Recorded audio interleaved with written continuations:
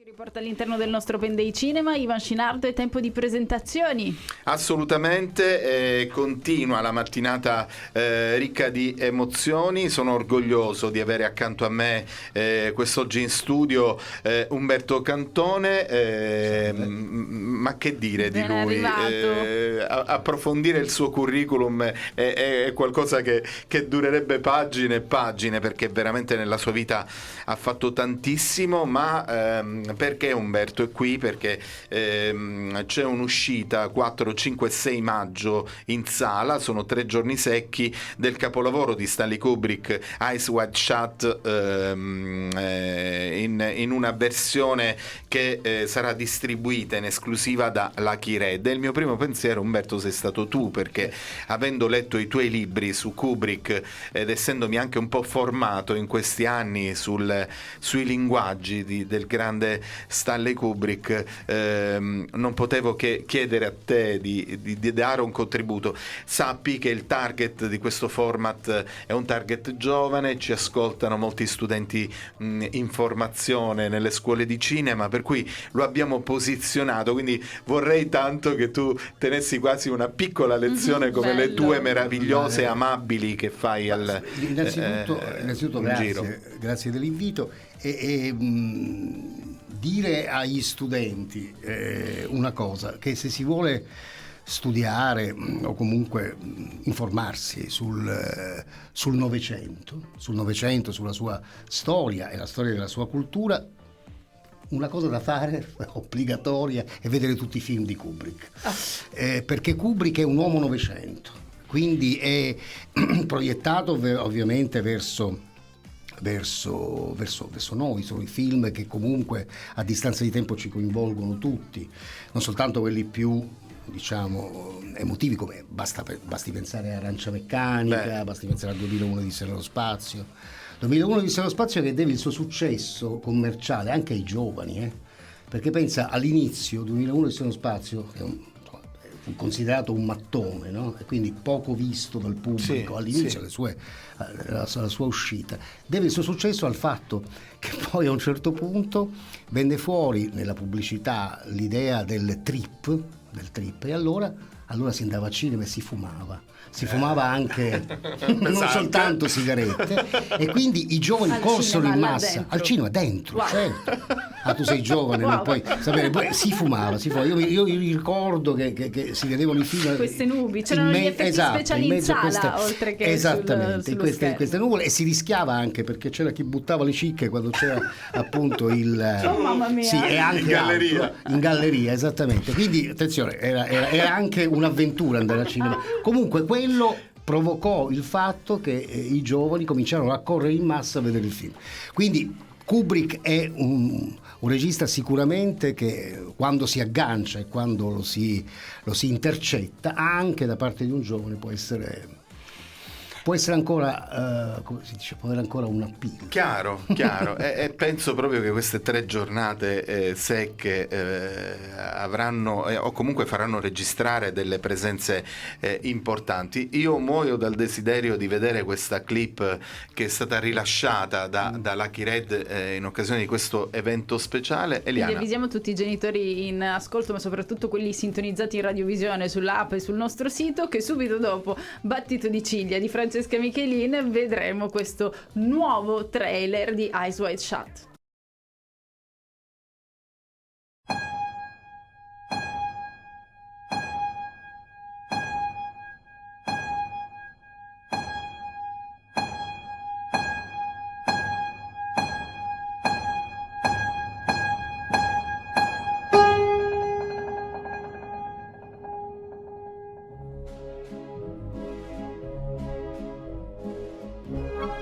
Perché questo gran mistero? Credimi, io ne ho viste di cose curiose nella mia vita, ma mai strane come queste.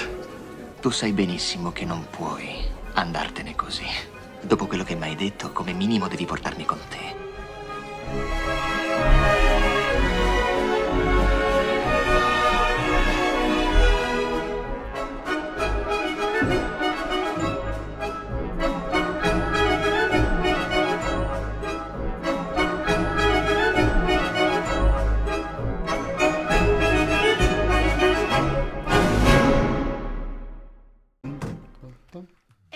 Eccoci tornati immediatamente in diretta. Stanley Kubrick è il protagonista di ciò che vi stiamo raccontando attraverso gli studi, gli approfondimenti dell'ospite che ci sta aiutando ad addentrarci sempre più in queste dinamiche, e la presenza di Umberto Cantone qui in studio è motivo di grande orgoglio qui per noi. Che è notoriamente considerato uno dei più grandi studiosi di Kubrick. Fammelo dire, non è studiato. Non è piaggeria, ma bisogna darti il giusto merito. Esatto. Su un aspetto di Kubrick non conosciuto. Libro bellissimo, tra l'altro.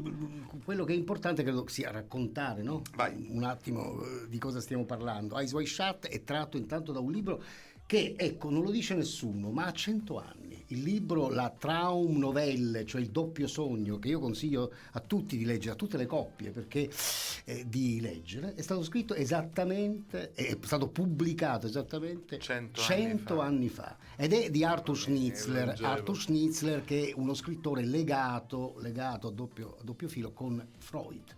Quindi di cosa parla questo libro e poi il film, che in qualche modo è una trasposizione dalla Vienna, quindi della fine del mondo, diceva Karl Kraus, passiamo alla New York, ricostruita quelle scene che vedete esterne sono tutte ricostruite. Il regista ci sta mandando questo qualche è frammento del ritual, del famoso rituale, perché questo protagonista, questo Tom Cruise, insomma, il personaggio di Tom Cruise è un marito che una sera ascolta una confessione della moglie, la moglie Nicole Kidman.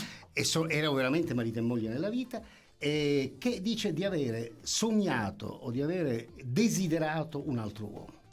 Quindi è una storia, da qui comincia una sorta di viaggio all'interno della città da parte di Cruise, e anche lì avvengono tutta una serie di incontri anche erotici mai consumati, quindi ma che culminano poi in questo invito, no? In questa grande riunione che è un po' massonica, un po' appunto, dove appunto lui poi si perde e vive questo che noi non capiamo bene se è un sogno o se è la realtà. Anche quello della moglie potrebbe essere un sogno, un desiderio di fare l'amore con un'altra persona, con un altro che poi però ossessiona ovviamente questo sogno, è in grado di ossessionare il marito, oppure è la realtà. Questo non lo sapremo, il racconto non ce lo spiega, e in qualche modo nemmeno il film. Subire anche la fascinazione del pensiero freudiano, l'interpretazione dei sogni. Esatto, questo può essere, ma soprattutto il discorso della coppia. Esatto. E questo parla del fatto che ogni coppia, ogni matrimonio c'è sempre il fantasma dell'altro o dell'altra. Senti, Umberto, questa è una cosa che credo riguardi tutti. Io ho una domanda che mi tormenta da tanti anni su Kubrick. Questa è l'ultima grande opera del maestro. Tu che hai studiato tanto le sue opere, che idea ti sei fatto sulla sua morte?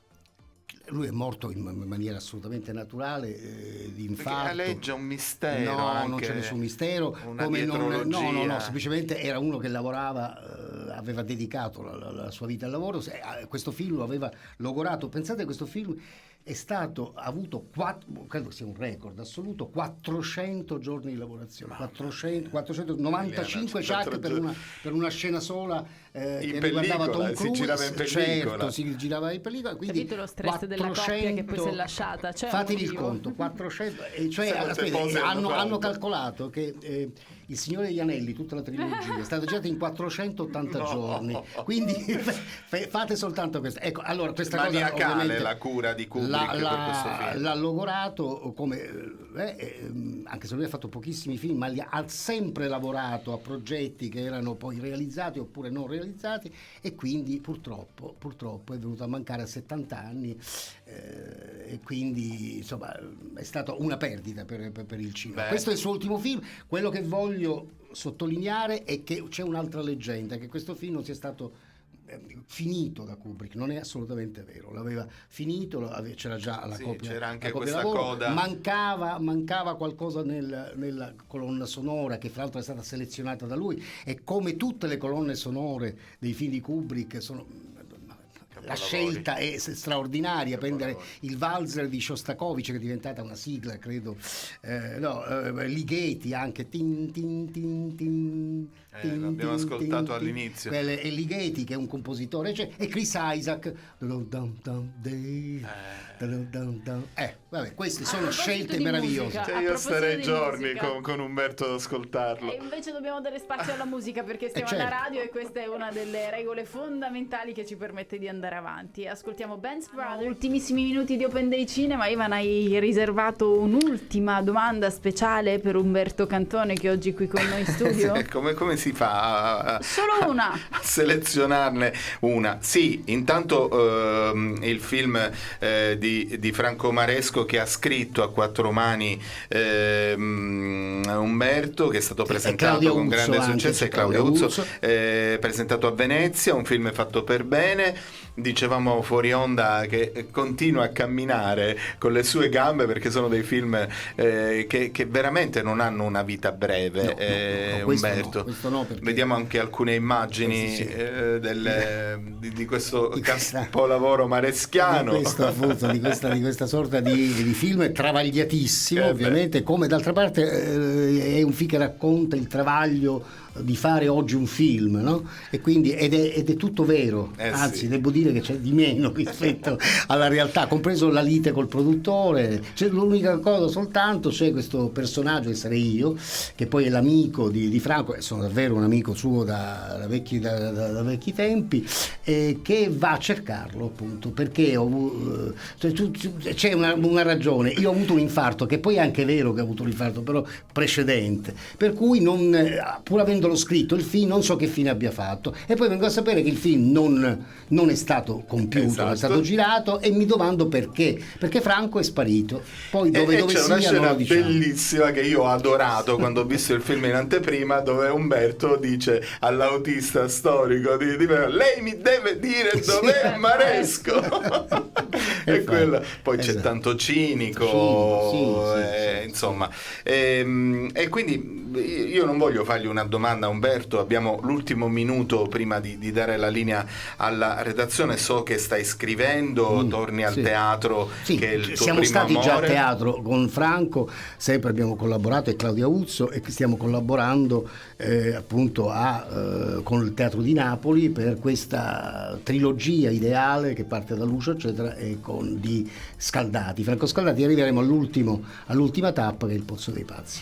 Meraviglioso tutto questo, perché mantenere viva la memoria di Scaldati, che lui mantiene già questa memoria.